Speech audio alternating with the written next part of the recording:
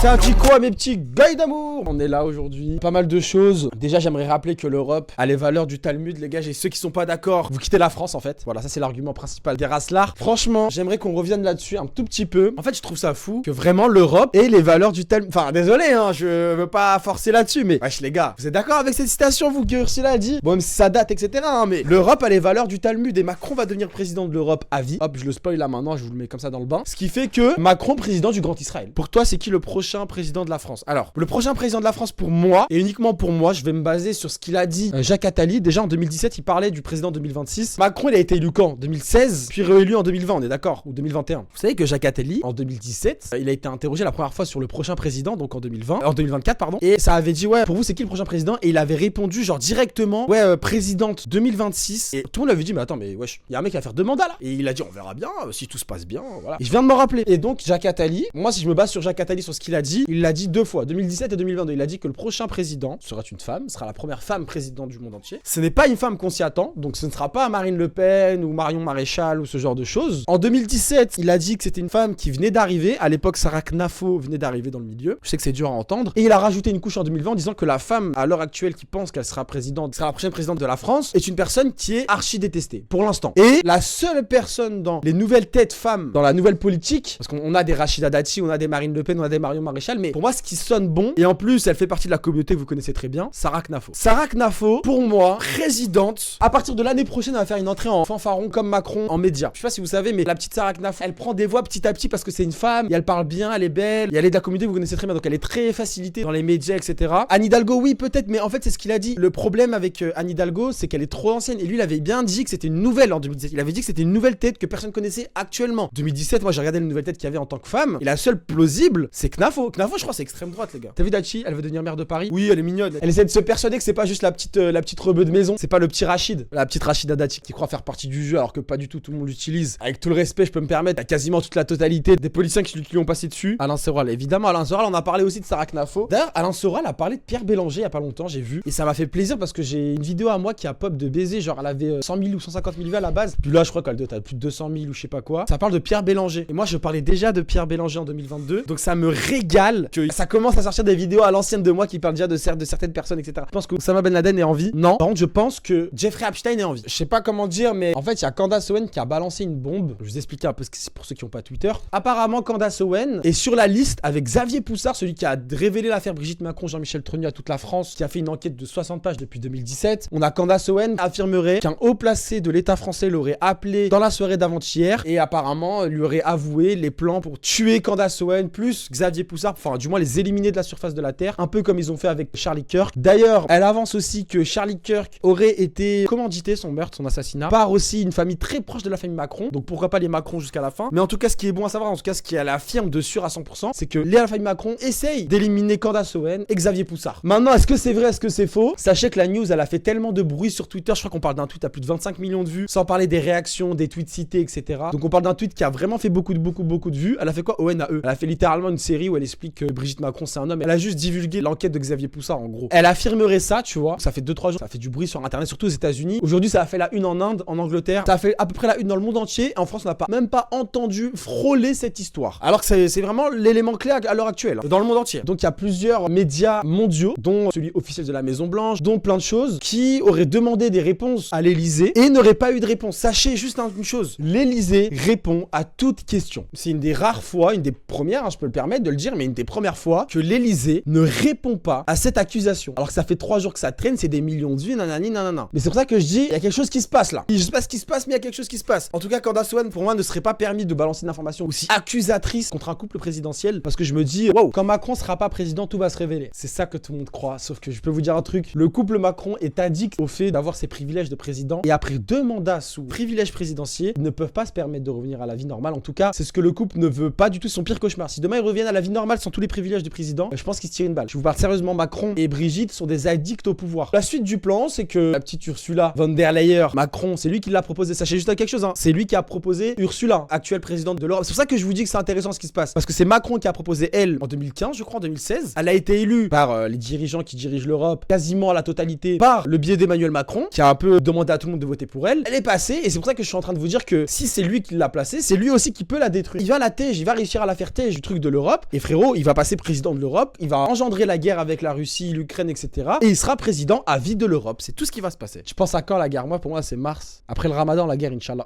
Commencez pas à dire Inch'Allah, les gars. Moi, je vous dis, il y a guerre, les gars, je me taille du pays. Voilà. C'est peut-être du pain béni ce que je suis en train de dire pour les raslards. Parce que j'ai le drapeau algérien, mais la vie, je me taille. Guerre en mars, vas-y, toi. Mais les gars, je parle pas dans le vent. C'est ça, vous comprenez pas. J'ai entendu deux sources. C'est soit d'ici mars, soit une autre source, mais j'en parlerai plus tard. Si mars, ça se déroule pas. Je pense qu'il y a une guerre, on pourra quitter le pays. Je sais même pas, frère. Ouais, en vrai, je pense que je pourrai pas partir en vrai. Mais déjà, je sais pas si vous avez vu, il parle du service militaire. Mais frère, vous voyez pas les choses avancées ou pas, les gars? Vous voyez pas qu'ils sont en train de distribuer des livres de survie là, tout Paname, frère? Vous voyez pas, ils sont en train de parler qu'à la télé du service militaire obligatoire, de donner sa vie à la France, que les parents n'aient pas peur de donner sa vie à la France. Vous me dites source, mon frère. Mais non, frère. Je suis sérieux, frère. C'est la merde. Plus les pubs, mais bien sûr. Je sais, Belka, je sais, mais la tension là, il faut comprendre quelque chose. C'est que depuis, comme t'as dit, depuis 2020, ça parle de guerre mondiale, etc. Sauf que là, ce que vous comprenez pas, c'est que c'est pas la France qui parle de guerre. Là, c'est la présidente de l'Europe qui veut cette guerre. C'est pas une idée de on veut pas. Macron est obligé d'être dans la lignée de l'Europe. Donc, si l'Europe veut guerre, la France va être en guerre. C'est pas Macron qui décide. Je pense quoi de l'EU et ceux qui la dirigent? Je déteste l'Europe, je suis anti-Europe, je suis pour le Frexit et je déteste tout le monde. Je pense que Macron vise ça pour faire Zelensky et annuler les élections, alors il vise plus loin que ça. Non, il vise beaucoup plus loin que ça. Toute l'Europe,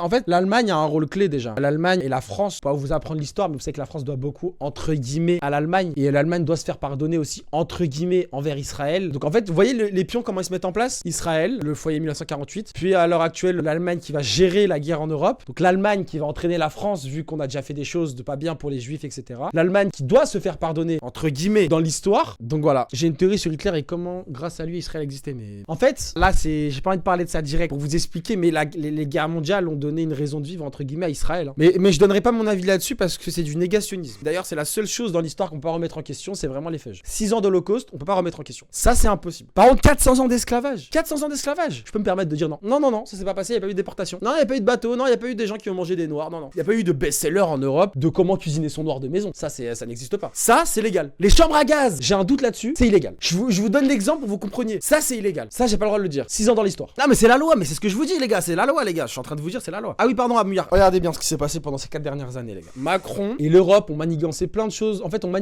Macron et l'Europe ont manigancé l'arrivée en fanfaronne de Macron. D'accord? Klaus Schwab, les gars. Pour ceux qui me suivent, vous savez très bien c'est qui Klaus Schwab. Ancien président du World Forum Economic, de la communauté que vous connaissez très bien. Vous ne posséderez rien, mais vous serez quand même heureux. Bref, vous voyez c'est qui? Ce mec a déclaré il y a pas plus tard de 2 mois, Macron serait un magnifique président de l'Europe. Mais qu'est-ce que t'as à voir, toi? Qu'est-ce que t'as à voir, Klaus Schwab? Ok, pas de soucis, on écoute. Ursula, qui déclare une semaine après, Ursula von der Leyen, l'actuelle présidente de l'Europe, qui a été mise en place par le même Macron par ailleurs, a déclaré que si demain elle venait à ne plus être à son poste et qu'il devait avoir des nouvelles élections pour le président de l'Europe, Macron serait idéal. Et pour elle, elle pousserait Macron à devenir président de l'Europe. Ça va faire 4 ans qu'il prépare son arrivée en Europe. C'est pas la première année. Depuis son 2e mandat, il est en mode vas-y, on va arriver en Europe, en vrai, on va tout baiser. Et il va arriver en Europe et il va tout baiser. Ouais, c'est la D en France. S'il y a la guerre, c'est la D parce qu'on n'est pas dans un moment dans l'histoire où le peuple français aime la France. Je m'explique. Il y a une vraie haine envers la politique en général et il y a bien, même si beaucoup de gens suivent encore les Macron, etc., il y a quand même un vrai ras-le-bol qui se fait ressentir, que ce soit l'extrême gauche, l'extrême droite, un vrai épuisement au niveau de patriotes. Dans le sens où on aime la France, tu vois. On pourra jamais l'enlever de notre bouche, mais il y a quand même un ras-le-bol de servir les gens qui nous dirigent parce qu'ils nous font pas du bien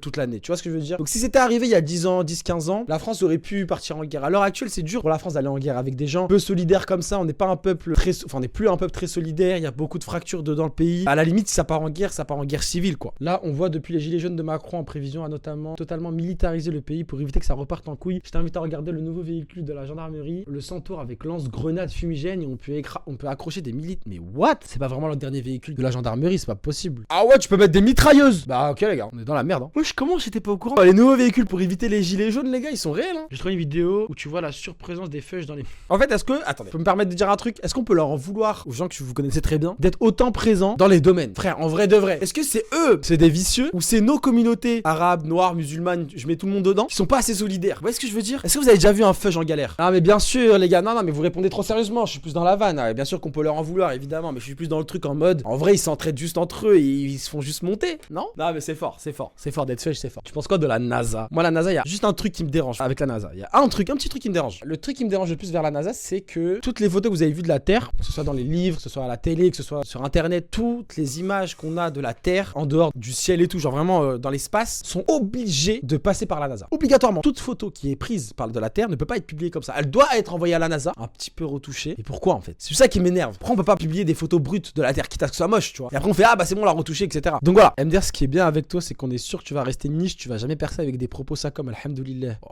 le bâtard. Mais gros, moi j'aimerais bien percer, les gars. Moi j'aimerais bien faire des vidéos avec Squeezie et tout. Ouais, je jette ça. Je vais rester ni jusqu'à quand, frère? Il croit te complimenter là. Mais frère, il m'a niqué mon moral, frère. Il m'a niqué ma vie, gros. Et je crois qu'il a raison, les gars. Voilà, je crois que je fais ça pour rien, frère. Toi, t'es mort, toi. Les juifs, ils vont te faire du sale. Mais les gars, vous pouvez me booster un petit peu, les gars, ou quoi, la team? Bro, moi je crois en toi. Les gars, croyez en moi, je vous jure, je vais le faire. Mais en fait, je crois que je vais faire comme you, hein. Je crois que je vais aller à Webedia, frère. Je vais appeler Nico Baylan. Vas-y, live cuisine en vrai. Ça y est, je parle plus de rien. Moi, je suis juif. Je mets une kippa, live cuisine. Je me fais verser du lait sur le visage. Et je prête allégeance à l'entité Webedia. Ça y est, frère, au bout d'un moment, vous avez raison. En vrai, je suis en train de me remettre en question. Qu'on me jette du lait sur la tête, moi aussi. Ça y est, frère. Je fais allégeance à Webedia. Pas de soucis, les gars. Oh. La terre n'est pas plate. Les juifs ne contrôlent pas le monde. Je déteste Alain Soral et Dieudonné. Voilà, c'est ça que vous voulez que je dise, Webedia? Je suis pour le projet du Grand Israël. Merde, à la fin. On va te la brûler, ta Palestine de merde. Voilà. Non, mais au bout d'un moment, frère, si c'est ça que vous voulez, vous êtes des bâtards. Non, pour le coup, alors, j'ai vu beaucoup de choses en ce qui concerne You. Sachez juste un truc. You, je le connais pas du tout. Nico, j'ai aucun avantage à dire ça. Baylan, rien à foutre de lui, x12. Mais en vrai, ce que les gens ils disent sur les réseaux, genre par rapport à You, je trouve que vous êtes un peu dur avec lui. Sachant que lui, c'est pas il a pas de concept, mais c'est quelqu'un de drôle. Donc en gros, c'est quelqu'un qui est marrant. Donc logiquement, il faut qu'il aille se mélanger avec d'autres gens qui sont considérés drôles. Qu'il le soit ou pas, après, c'est une autre question. Mais connaissant Nico, entre guillemets, ayant déjà aperçu Baylan et tout, franchement, les gars, je pense que vraiment, ils se sont juste bien entendus. Et ils ont fait un live cuisine. Hein. Même si, vas-y, on est d'accord là-dessus que, vas-y, Webedia, que vas-y, tout le temps, live cuisine, que vas-y. Mais pour le coup, ça va. Et les chemtrails, t'en penses quoi? En fait, pour ce qui concerne les chemtrails, moi, j'ai pas assez de connaissances dans le monde aviation, etc. Donc s'il y a des gens qui peuvent m'éclairer là-dessus, je suis chaud. Il y a un problème sur les chemtrails, c'est que téléchargez l'application là qui permet de voir les avions qui passent au-dessus de vos têtes, etc. Il y a beaucoup d'avions qui passent dans des villes, genre qui partent genre de Paris ou d'un aéroport banal, et qui font demi-tour dans la ville. Exemple, on va prendre Nantes, qui reste à Nantes, dans le domaine de Nantes. Imaginez ça, c'est la carte de Nantes. Et en fait, ils vont faire ça. L'avion fait ça. Ok? Et après, il se barre, il va dans un village à côté. Et il refait la même chose, il quadrille la zone. Je sais qu'il y en a qui disent c'est pour quadriller les zones, etc. C'est militaire, etc. Mais moi je trouve ça très chelou qu'en 2025 des avions aient besoin de faire ça. Je comprends pas en fait. Si c'est pas pour relâcher du gaz au-dessus de nos têtes, en vrai je vois pas pourquoi. Donc s'il y en a qui ont des réponses à ça, ok, je suis preneur et dans ce cas-là je ferme ma gueule. Mais en vrai de vrai, sinon les chemtrails, je m'y penche de plus en plus et c'est un sujet hyper intéressant. Mais voilà, c'est-à-dire développe. En gros, je vais vous montrer en deux spi. Exemple tout con. Là on a, je vous fais une ville, je vous fais Paris un peu. Voilà, Paris ça ressemble à ça dans ma tête. Là il y a l'aéroport Charles de Gaulle, ok, on est d'accord ici. Vous me suivez jusqu'à là? Et il y a un autre aéroport ici, d'accord? Ici, on va inventer un village qui s'appelle le K. Et en fait, l'avion, dans les applications dont je vous parle, ce qu'il fait, c'est ça. Il se barre d'ici, il va à Paris, il fait son chemin habituel, il passe par Paris. Et en fait, au lieu de partir comme ça, il va s'arrêter ici et il va faire ça demi-tour. Et ça fait, là, je vous parle sérieusement, c'est vraiment le chemin de certains avions dans la journée, dans beaucoup de villes en France. Et donc, il fait ça, jusqu'au bout. Et après, il fait un petit tour comme ça. Et il passe ici. Et il refait la même chose. Comme ça, etc. Vous avez capté. En dernier, il ne repasse pas par là, par Paris. Il va passer, il va faire le tour de Paris pour revenir à son lieu de départ. Et moi, je ne comprends pas pourquoi. Il se passe quoi? Pourquoi ils font des gauche, droite dans chaque village? Tout ça pour dire que les gens dans les commentaires, ils expliquaient que, ah, mais c'est pour quadriller la zone, ça l'inculte et tout. C'est les militaires qui sont obligés de faire ça, etc. Mais du coup, ça m'a mis quand même le truc en mode, mais c'est bizarre que des militaires aient besoin de quadriller en 2025, ma gueule. C'est pour le ravitaillement militaire, je suis pilote IRL privé juste. Ok. En fait, ouais, gros, je te dis, la guerre dans laquelle on va tomber là, en vrai de vrai, dans la finalité et au fond de ce que je dis, c'est vraiment juifs de l'Est contre juifs de l'Ouest. Sachez juste ça. Dans la finalité, malgré tout ce qu'on peut dire, c'est juifs de l'Est contre juifs de l'Est. Les Rothschild sont des juifs de l'Est et les Rockefeller sont des juifs de l'Ouest, si vous voulez savoir. Pour savoir, pour la vanne. Hein. Mais ça va comment la guerre si Macron s'occupe plus de la France? Bah, on va se faire écraser, mon chéri. On va se faire coloniser en 2 secondes, dans 3 semaines, on parle russe. Voilà ma théorie. Poutine ne veut pas la guerre, c'est faux. Il veut juste nous faire peur pour faire passer de. Bien sûr, Belka, mais en fait, Poutine, gros, il veut pas la guerre, mais il veut pas du tout la guerre, ok? Et carrément, il y a peut-être un accord de paix qui est en train d'être fait dans le dos de Macron depuis ça, ça fait quelques temps je le call. Qu'il y a un accord de paix entre la Russie et l'Ukraine qui va être fait, etc. Ce qui va nous empêcher d'aller en guerre. Sauf que, comment, en tant que président français et en tant que futur président de l'Europe, tu peux, en fait, ce qui se passe à l'heure actuelle, c'est Zelensky qui a le pouvoir final. Zelensky, il a à droite Poutine qui lui dit, frérot, c'est simple, tu continues la guerre, je t'écrase, je te tue, je te démolis. Et on a à gauche l'Europe qui dit à Zelensky, non, faut pas que t'abandonnes, il nous faut l'Ukraine, continue, genre, vas-y à fond, on va t'aider, etc. Donc on a à droite un mec qui dit, vas-y fonce, et à gauche des gens qui disent, non, fais pas ça, sinon tu perds tout. Et Zelensky, il a peur au milieu parce qu'il est en mode, bon, soit je continue, mais papa Poutine va me démolir le cul, ça va être dur, soit j'arrête tout, genre, je signe le truc de paix. Par contre, je pense que je vais être exclu de l'Europe, genre en mode ça va être terminé pour moi. C'est pour ça que je vous dis, il le pousse à continuer la guerre, malgré que Poutine, malgré que Zelensky, malgré que civil, etc. gros. Il le pousse à la guerre. Ursula, quand elle va faire le tour des stations militaires, tu crois qu'elle va faire ça pourquoi? Pour que Zelensky voit que l'Ukraine a un rôle hyper important en Europe et qu'il ne peut pas se permettre d'arrêter la guerre. Quand Macron il lui donne 10 milliards d'euros alors que ça va faire 6 mois qu'il réclame ses 10 milliards d'euros. Il lui donne la semaine dernière, pile au moment où Trump et Poutine sont en train de discuter ensemble en privé. C'est pour lui dire, hey, frérot, t'as vu là, je t'ai donné 10 milliards, commence même pas à signer l'accord de paix. En mode, c'est pour ça que je vous dis, ils veulent nous embarquer dans la guerre dans tous les cas. J'ai vu ton TikTok sur les sportifs pro, tu penses Mbappé baigne dedans comme Yamal ou Messi. Mbappé, malheureusement, gros, que tu le veuilles ou non, c'est le symbole, écoute-moi bien ce que je veux dire, c'est le symbole du football français à l'international, frérot. C'est-à-dire, frérot, t'es l'image française du football à l'international. Donc évidemment que le président de la République va venir te voir, évidemment que certaines confréries vont essayer de t'attraper, etc. Maintenant, est-ce qu'il est vraiment dedans, Mbappé? Est-ce qu'il a signé? Est-ce que moi, je miserais plus peut-être sur ses parents? D'ailleurs, sa mère me follow sur Twitter. Je pourrais appeler Mbappé directement, y a pas de souci là-dessus, pour vérifier mes sources. Non, je rigole. Non, mais je pense que les parents ont dû être approchés très très fort. Mais est-ce qu'ils ont fait, est-ce qu'ils font? Je suis pas assez renseigné dans le foot et je me rends pas assez compte de l'impact parce que moi, je regarde vraiment pas le foot, les gars. C'est-à-dire, je sais pas. Donc Mbappé, je pourrais pas me permettre de dire que oui ou non dans le plan. Mais voilà. Moi, il faut savoir que ça fait pas 2 mois que je stream. Bon, vous savez que les gars, je stream depuis 2021. J'ai stream un an et demi de jeux vidéo. On était 60, 70, 80. C'était incroyable. Je kiffais grave cette période. Je jouais à The Forest, je jouais à Days Gone, je jouais à tous ces jeux de cons là, avec des gens, etc. Rocket League, FIFA, tout ce que vous voulez. Ensuite, j'ai arrêté parce que j'étais tout seul, je me sentais trop seul. J'ai commencé à parler de rap, beaucoup plus de rap pendant un an et demi. Pendant un an et demi, je parlais de rap beaucoup parce que je travaille beaucoup dans le rap. J'ai côtoyé les gens comme Freeze, H22, nanana, soit à Paris, à Lyon, etc. J'étais vraiment en mode de grave plug. Et ensuite, j'ai arrêté parce que pareil, trop de son, trop de musique. Moi, j'aime pas trop ce délire là au final. Enfin, j'aime trop, hein, c'est ma passion, mais ça m'a trop dégoûté ce monde là. Donc, j'ai arrêté de parler de musique sur Twitch et j'ai arrêté de stream tout court. Ensuite, j'ai stream pendant 5-6 mois où je parlais de théorie du complot. Mais c'est pour ça que je suis en train de vous dire que je suis pas un fils de pute qui va s'enfermer sur les complots. Genre, si j'ai envie, je sais que j'aime bien parler de complot. Et si demain j'arrête de parler de complot, bah les 450 qui sont là que pour les complots, bah ils partiront et il y aura que les 30 qui sont là que pour moi. Ça me fait pas peur en gros de changer de truc. C'est ça que je veux dire. T'as pris 0. Si, j'ai. Non, mais attendez. C'est ça que je dis même à l'époque. Je prenais des sous avec Twitch. Je prenais mes petits sous, je prenais mes trucs OP, etc. Mais là, avec les complots, c'est compliqué. T'étais pas le PDG de Talmud Record. Dans la musique, j'ai travaillé en tant que community manager à la base. Après, j'étais passé en mode chef de projet, chef de communication dans certaines équipes. Je travaillais avec des labels. Je travaillais avec beaucoup d'artistes. J'ai travaillé sur quelques trends TikTok que peut-être vous connaissez sûrement. J'ai travaillé sur plein de choses. Et j'étais vraiment en mode assez influent à un moment, entre guillemets, dans la musique. Genre, j'étais bien. À l'époque, je parlais de quoi dans télé? Bah, comme je t'ai dit, j'ai eu plein de périodes. Hein. Jeux vidéo, rap, musique. Frère.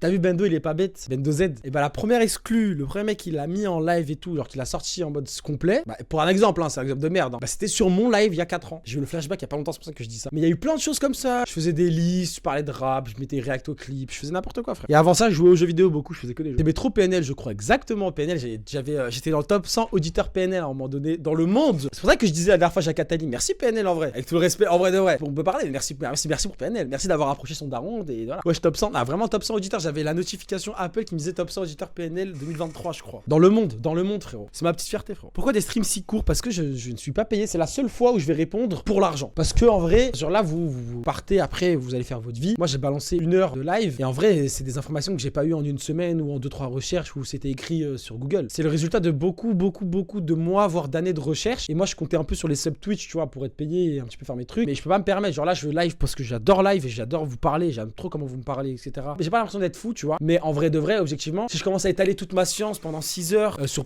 tous les lives tous les soirs, frère, au bout d'un moment il y a des gens qui vont reprendre mon travail, ils vont tout baiser et moi je serai là comme un clochard. Donc moi je suis plus en mode je garde mes informations, je vous donne des pistes etc, les clés, on parle pendant 1 heure de tous les sujets que vous voulez et après je retourne dans ma vie normale, j'écris ma vidéo YouTube, j'essaie de poster sur TikTok, j'essaie de trouver des moyens pour gagner de l'argent les gars. Bah c'est ça Okan, exactement, l'iceberg, vraiment l'iceberg théorie du complot, c'est vraiment le truc qui m'a choqué, c'était je trouve l'iceberg théorie du complot sur Reddit, je le trouve sur Reddit américain, je le prends, je traduis tout, je retrouve l'image, je fais tout, je le balance une fois, premier épisode sur TikTok, je fais le premier épisode normal etc, deuxième épisode 2 jours après, troisième épisode, je vous jure, hein, genre je l'avais fait 1 semaine après, j'ouvre TikTok, iceberg théorie du complot, iceberg théorie du complot, iceberg théorie du complot. J'étais en mode mais oh les bâtards. Après ça me dérange pas que les gens prennent, mais les gens prenaient exactement mes théories du complot que j'allais faire et en parlaient comme si c'était de la merde, genre avec des grosses musiques et tout. Et j'étais en mode bah vas-y frère. Mais c'est pour ça que je suis en mode bah vas-y je vais live moins. Je suis plus en mode voilà je live 1 heure, je vous donne des informations, celui qui veut faire une vidéo dessus, fait une vidéo dessus. Mais en vrai c'est plus pour moi et ma tête. Parce qu'il n'avait plus le moral à ce moment-là. Non j'avais plus. En fait c'est même pas j'avais plus le moral, c'était plus en mode ok internet c'est vraiment méchant, genre ça s'en bat les couilles en vrai. Ça s'en bat les couilles pour la cause, pas pour la cause. Le mec il allait en prison, il ressort de prison 2 semaines après l'iceberg de théorie du complot, tout le monde l'a fait. Vas-y c'est bon. Les gars, merci énormément. Merci beaucoup pour la force que vous me donnez sur YouTube les gars, même si pour certains